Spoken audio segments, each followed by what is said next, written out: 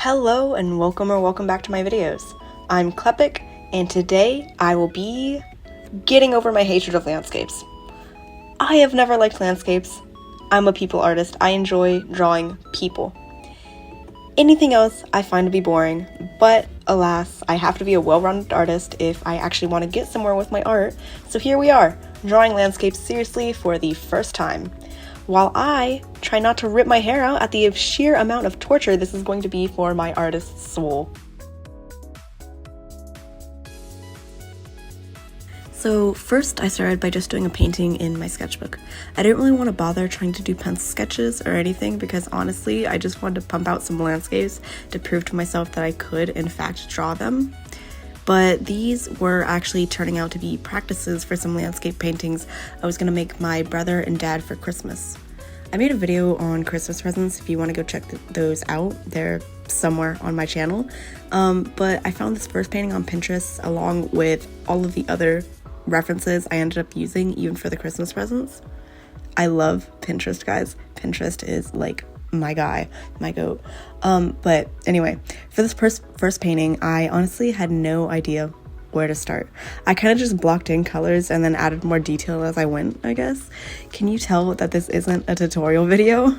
But to be serious, first I blocked out the sky and the grass, and then after that I really focused on adding detail to the grass, especially in the front, because as the further you move away, the less detail there is, and should be as everything gets smaller and less clear. I didn't do anything with the sky at all because that base blue, which I think works, especially for a practice, but there wasn't really any detail besides blue.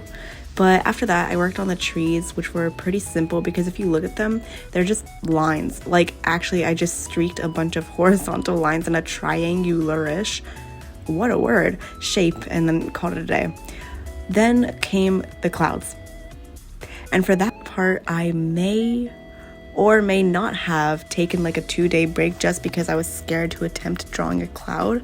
I was scared for nothing though, because that cloud was the most impressive thing about the drawing, but picking a bright yellow as the base color for the cloud was definitely a really stupid choice. On to the second painting. Everyone I've showed these two practice paintings to always prefers the first one over the second one, and I'm not really sure why. I think I also prefer the first one though. I'm not sure why. Before painting this painting, I watched a life-changing YouTube video which had a key takeaway message of when you're painting landscapes, the background should always be more dull and blue than the foreground, unless it's like really obvious why it shouldn't be. But now all of my landscapes, I almost always pick a duller, more blue set of colors and work my way towards darker and warmer colors as I get closer to the foreground. I've noticed as well that this isn't just an artist trick. I look at landscapes now and notice that this is actually true and not just like something to like trick the eye, I guess.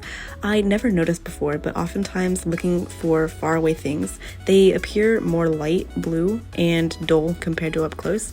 There might be a super simple explanation and I'm too stupid to figure out why, but I don't know why that is, but I think that trick makes my landscapes look at least 1,000 times better because it helps distinguish the layers of the painting. It also just gives it more depth too. I didn't do it very well in this painting because that was my first time trying that is a sentence, but you can see soon that I really implemented it in my upcoming painting and it makes a lot of difference, I think. Also, do we love the swan on the lake? I don't know why, but I love that swan so much, and for a while, that swan alone made me debate whether I liked the first or second painting more. Alright, I now had the practices done, which were honestly simple enough. I just hate landscapes because they're absolute torture. I feel like people are very niche in their art. Like, there's very specific types of artists. When I ask somebody if they're an artist, I'm always thinking what kind of artist they are. Like, specifically for drawing, I think there's people who only zone in on one type of art mainly. Furries, landscapes, people who draw masculine people, and people who draw feminine people. Specifically, for the last two, you can really tell because if a feminine person draws a man for once, they end up looking really feminine, and we're talking about me. I am the feminine drawing artist who has no men characters with short hair. Anyway, on to the first serious painting. This painting was for my brother for Christmas. He really likes the mountains, so I searched up mountains on Pinterest and clicked on the third image I saw because it looked like one that I could feasibly paint. Honestly, the fog in the middle of the drawing terrified me.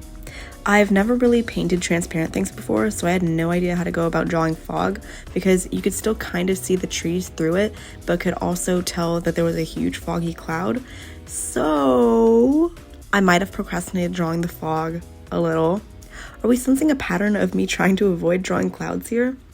After the clouds, though, it was on to drawing the trees. And I don't think I really mentioned this earlier, but drawing in layers really helped me get through these paintings. Like, if I didn't know or realize that I should paint in layers, then I would have been so overwhelmed with all of these paintings, especially the next one. So instead of sketching the entire painting all in one go and painting all over the canvas at the same time, I separated the layers of this painting from background, middle ground, and foreground. Except there were way more layers, so it was more like this. Sky, mountains, fog, mountains below the fog, trees, trees in front of the trees, hill on the left, hill in front of the hill on the left, backmost hill on the right, trees in front of that hill, hill in front of that, hill in front of that, water, rocks at the very front. I hope that made sense, but that really helped my mind to not be overwhelmed and be able to take away everything and focus on the details. I don't know if that works for mediums like watercolor because you can't really layer the same as you can with thick paints and you need stuff like undertones, I think. But with gouache and thick paints, that worked very well for me. All right, I rambled enough about layers. I think it's time to truly put my skills to the test with a larger painting. You think 15 hours is a lot for a painting? I mean, it is, but that's how long I spent on this one. But have you ever tried 20? You might have, but now so have I. So let's get into this final painting for this video. This painting. My gosh. This painting gave me such burnout. I still haven't gotten over my hatred for landscapes and how insanely boring they are, but at least I know I can draw them now. So if anyone ever says I'm not a well-rounded artist, I can pull out this painting made from my blood, sweat, and tears. The reference for this painting was way harder to separate into layers since there were things overlapping or blended in together, but I did my best and started with the sky like all my other paintings I'd done so far. I think the hardest thing about this painting was honestly just continuing it. Landscapes aren't too difficult for me because they're kind of just like copying an image down on paper with paint globs, and if it's not totally accurate, then it doesn't really matter because I won't be showing the reference to the person that I'm giving this to. This isn't me throwing shade on people who paint landscapes because I think they're honestly so talented, but my landscapes are not detailed at all. Like if you look up close to them, they just look like blobs of paint. But if you look at somebody like Van Gogh, his paintings are globs of paint, but they have personality in there, like personality in the strokes, and you can tell he's not just copying a reference or what he sees, he's actually putting his emotions into his painting.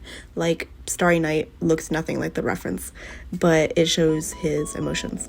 So he feels what he paints is the point I'm trying to get at.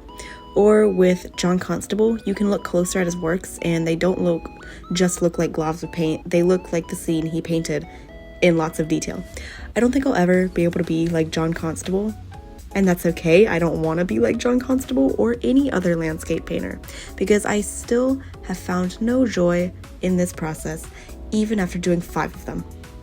To any landscape painters out there, I really commend you for torturing yourself every time you paint, or maybe you don't torture yourself every time you paint and genuinely enjoy landscapes.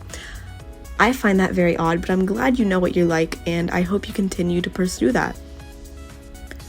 I will not be pursuing this. I just wanted to make this video to prove to myself that even if I hate landscapes tremendously, I can still paint them if forced. Like for Christmas presents, because apparently my brother loves landscapes, and apparently not portraits of himself as a Jinko Jeans king like I drew him last year. Kidding, I'm sure he liked it, but I know he'll love this painting way more, and I'm sure my dad will too. Thank you so much for watching. If you did like the video, you should definitely consider liking, commenting, or even subscribing. I would also love to hear which one of these paintings was your favorite down below. And with that, I hope you have a great rest of your day. Goodbye!